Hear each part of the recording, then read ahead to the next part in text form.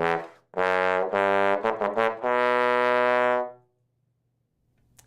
everybody, Keith Hilson at the Trombone Shop at Schmidt Music, back with another instrument review for you. And today I've got a really unique instrument.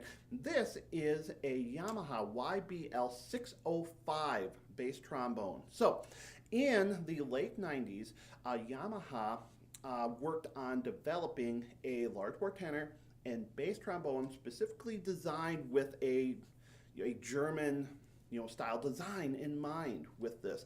It was primarily available in Germany, Europe, but there were a select handful of these instruments that made their way to the US, specifically to the Yamaha Custom Shop, which was at that time in the late 90s based in Michigan. And so I've never seen one of the 603s, and we had the 605 used, but in such great shape come in. I really thought I had to do a video here. So again, this is a design very much inspired by traditional German trombone, both tenor and bass. So first off, it is a dual bore. It's a 547, 562 dual bore. It has a 10-inch gold brass bell with the traditional German nickel-silver kranz on it. All gold brass tubing on the F and G flat side, tuning slides, nickel-silver outer hand tubes with a gold brass crook. So again, a very unique kind of setup, certainly not something we traditionally see here in the US. And it is pitched in kind of the traditional F, G flat, D tuning with this. But I wanted to take a play here and let you have a chance to hear this in action. Normally on bass trombones, I use somewhere around a Bach 2 because I'm primarily a tenor trombone player. But I found a lot of typical bass trombone setups really did not fit this instrument very well at all. And we'll talk about why after I'm done playing here. But in this particular video, I am using a Stork 1.5.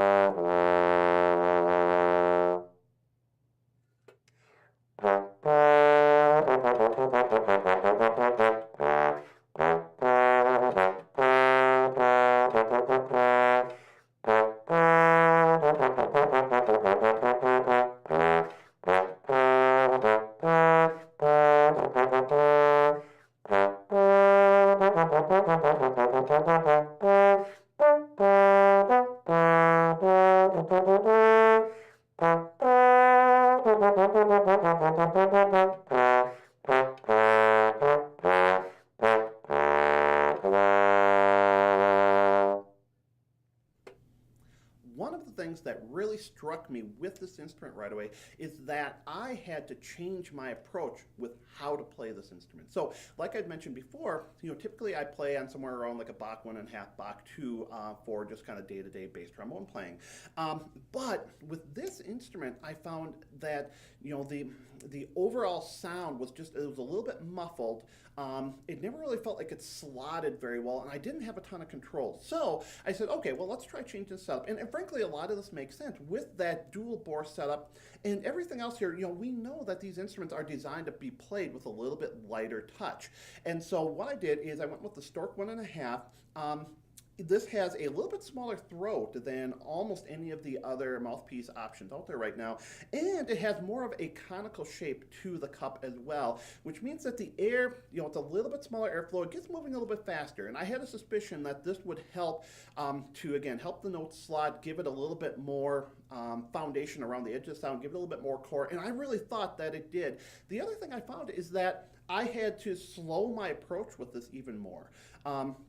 With a lot of traditional setup, especially once you start throwing axial flow valves or other, really open setup with it, I'm used to using a lot of air to get the instrument to really center and focus. But with this instrument, as soon as you start approaching it like that, boy, it starts backing up like crazy. Things are not centering. The sound starts to get really washed out. It starts to bulge sideways. And so again, I found I had to take a little bit lighter touch. Even at upper dynamics, holding back a little bit really suited this instrument well. When I managed to find all that combination, what I found was an instrument that had a different core. It was a darker sound to the core. I compared this against the Yamaha 830 I've got in the shop, and I didn't think that I had the same type of projection, which we wouldn't necessarily expect. I think between all of this, it gives us a little bit wider sound, but there's a different core to the sound that I really think is appealing. And there's a lightness. I think, again, with the right approach, it's very responsive. I thought that the upper range, and compared to the Yamaha 830, for example, stayed a little bit more open. It didn't compress quite as much.